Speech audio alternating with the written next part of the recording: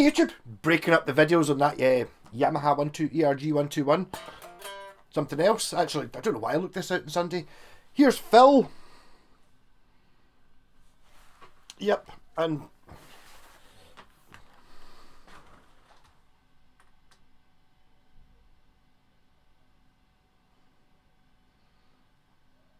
it's got a big eagle on it. Yes, the fret marker says 2000. My ex bought this in about 2000, I would have thought, in Taiwan. The shop's still there, so it's quite bizarre because when I first got this, she hated it. She wanted to buy a Gibson SG and didn't have enough money, so bought this instead, which was the next most expensive guitar in the shop. But always hated it, and she wanted me to sell it and stuff. And I was like, no, I'm keeping it. Partly to annoy you, but I mean, look at it. You're never going to see another thing like this. Found a little bit more about Phil. She thought it was something to do with the Philippines, and actually asked her what shop it was. It was, you know, one of those times you just messed about in Google Maps or Google Earth, and I was like, Taiwan. And I was like, do you remember what shop it was? And she was like, it was in blah blah blah. And I was like, and then I just went and I had a wee virtual tour of the shop, like live. It's like, there you go. So it's still there. And actually, I asked Civ if she could just message them and say, do you know, remember anything about these guitars? And basically, all she got back was the model number. It was like an MGT, blah, blah, blah, blah, whatever it was. But I have seen another one. There's one on eBay right now. Might be why you're watching this just now, actually. You've gone, Phil Guitars? I've never heard of them. Obviously, when you type in Phil Guitars, you get other people called Phil who have guitars, so it might be nothing to do with this. But the guy bought it, I think he said about 99-2000 at the Frankfurt Music Show, which I think was the sort of main European NAMM type thing. And there was a guy selling them, and I think he said he bought two, and he's got one of them left, and it's kind of like a... When I say it's like this, it's a similar vibe. It's like a semi-hollow PRS thing with F-holes in it, and it's got like the 12th fret inlays, like a woman with her boobs out. But pretty cool. But it's been for sale for a while, and it's like it's the only other Phil I've ever seen that's definitely this range, you know, with it extremely fancy. I mean, this is a set neck, looks to be, I mean, I think it's Korean.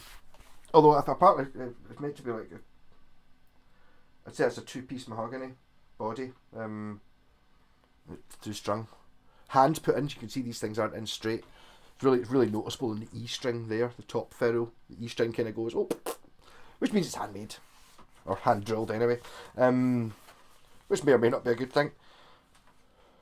But it's got stock pickups are Seymour Duncan's. I'd imagine this is the most expensive of the Phil range of that point. To be honest, it's one of those things that why did it never really come to Britain? Why did we never see it? And it's like, it's got to be, I mean, maybe people didn't like it, but Phil, I mean, so I reckoned it was, no, it's feel, as in it's all about the feel of the music, or something to do with the Philippines, but Phil just sounds like that guy who plays bass. Well, in Thin Lizzy, but you know what I mean. It's just Phil. It doesn't suit suit it. It's also the inlays on it are well, or like kind of very fancy abalone stuff. I don't. And someone asked me this on the live stream whether it was real abalone. I don't think so. Well, it might be. I'd imagine it must be computer put in or something. I don't imagine someone's done that. I mean, it's ridiculous. You know, it's like I thought it was. I kind of went for it's a sort of PRS-y type thing, but I don't know. It's more like a Les Paul Junior, like a double cut Les Paul Junior. See if that was the same shape as this. It kind of has that square feel, the neck kind of joining funny as that. But I mean, obviously it's got binding and all that stuff on it. It's just a flat top. Oh, it's got a contour here. But Seymour Duncan 59s stock pickups. No, I'm just going to use my Joyo pedal for it.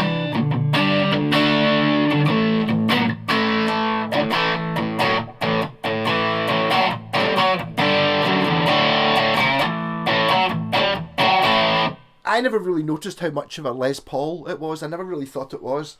But now I've got a Gibson Les Paul. It's kind of it's a Les Paul, even though shape wise it's not quite there, and it's flat top. It's still a Les Paul.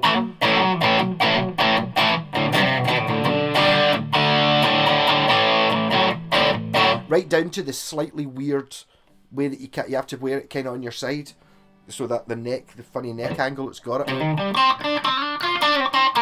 These strings are probably 4 years old. But elixirs.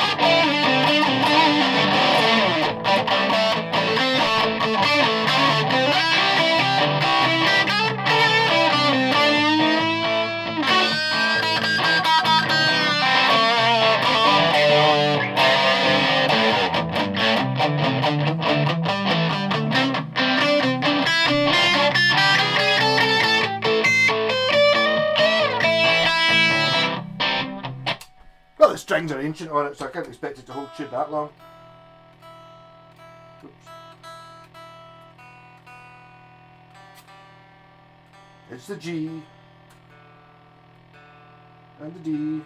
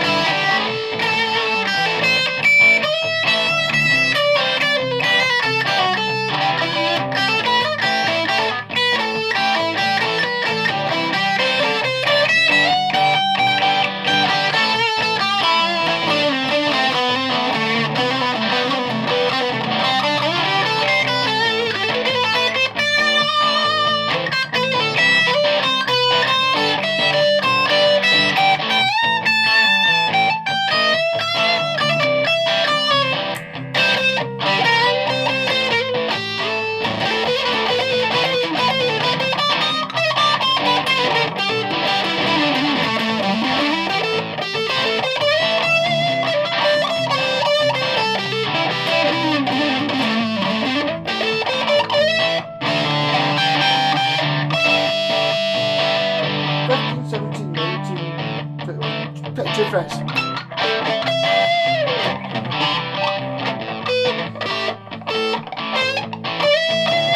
Pretty sure this guitar has definitely never been played on these frets before, because I haven't.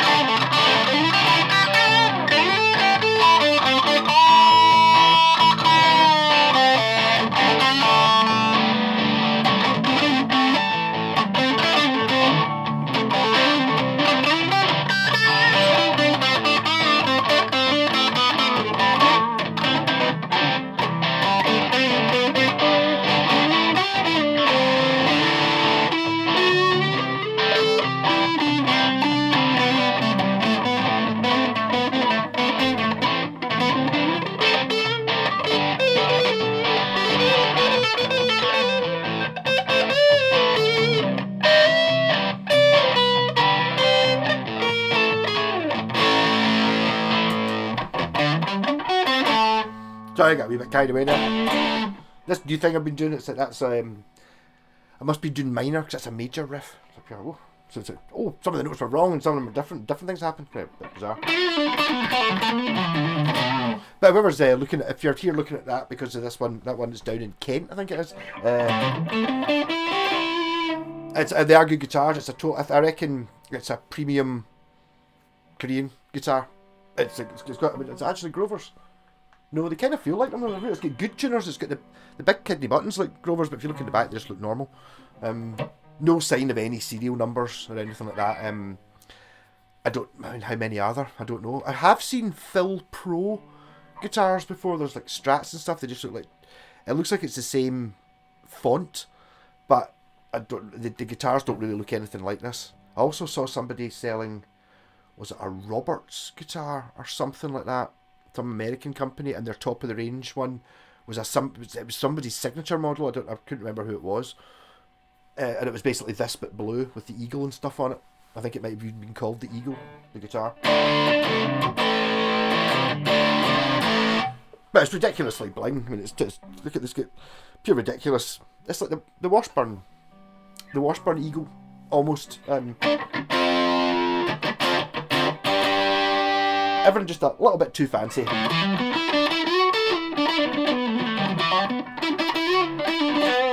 But I mean, it's a great. As a guitar, well, it's great, eh? Maybe, I mean, I suppose it's nice having the silliness of that. The thing is, it doesn't look expensive. Like when you see like the PRS is a Dragon, they're like $100,000 or something stupid. They look expensive. This, yeah, up close, it doesn't. For you know,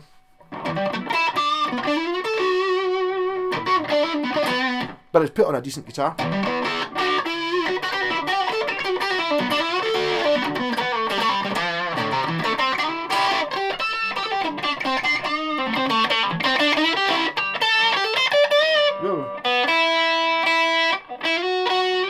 I think these strings are just so old and dead that this one's giving out different notes.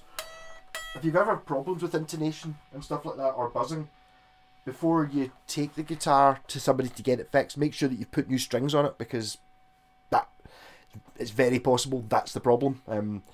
You know, any buzzing or dead frets or anything like that.